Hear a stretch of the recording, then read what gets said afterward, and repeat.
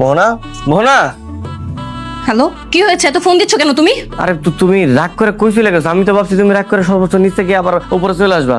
আমি কি তোমার মতো ছেঁচড়া নাকি? আচ্ছা বাবা, কই আছো তুমি বলো আমারে। জাহান্নামে আছি। আর তুমি একা একাই জাহান্নামে গেলা, আমার নিয়ে যাবা না? বলো না তুমি সত্যি সত্যি কই আছো, কও না। মোহনাপো, বাবা ডাকে। হ্যাঁ আসছি, বললাম না আমি জাহান্নামে আছি। তোকে আমি আগেই বলেছিলাম যে এরকম একটা ছেলেকে বিয়ে করিস না, তা তো শুনলি না। এখন বুঝতে পারছিস? এই নুসরাত, দেখ তো কে এলো। দুলা ভাই আপনি? হ্যাঁ, মোহনা বাড়িতে আছে? হ্যাঁ আছে, ভিতরে আসেন। এ কি তুমি তুমি এখানে কেন আসছো?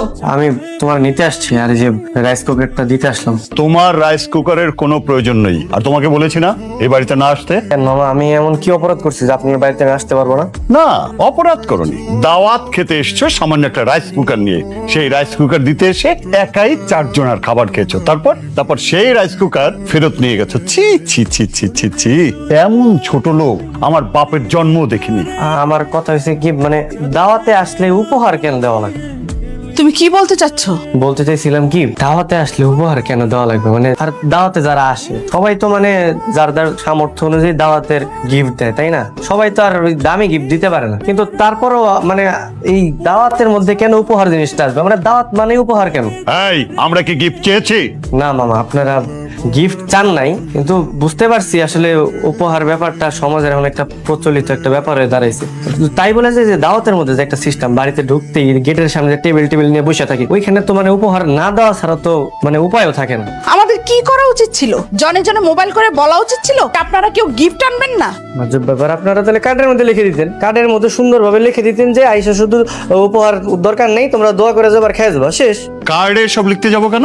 এই দাওয়াতের মধ্যে কে কত টাকা দিল, কে বেশি দিল, কে কম দিলে তো আবার মান থাকবে না, এমন একটা অবস্থায় দাঁড়াইছে। আর এই কম্পিটিশনের মধ্যে পড়ছে হচ্ছে আমার বউ।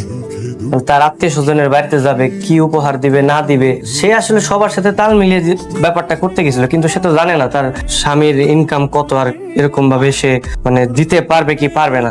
আমি মনে করি যে সবার আসলে এর থেকে একটা প্রতিবাদ জানানো উচিত, আর দাওয়াতকে আমরা প্রতিহত করি আর কি, উপহারকে। এই ছেলে, ভুলে যেও না যে এটা আমার বাড়ি, তোমার শাহবাগ চত্বর না। তোমার এইসব জ্ঞানের বয়ান ওই শাহবাগ চত্বরে গিয়ে দিও। যাও, এখন বিদায় হও।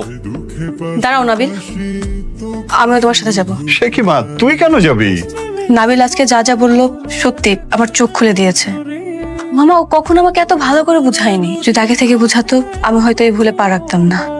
সত্যিই তো, এটা কখনোই দাওয়াত হতে পারে না মামা, এটা একটা প্রতিযোগিতা। আর এই প্রতিযোগিতার বিলাসিতায় আমরা ভুলে যে আমাদের হাজবেন্ডের পকেটের অবস্থা কেমন।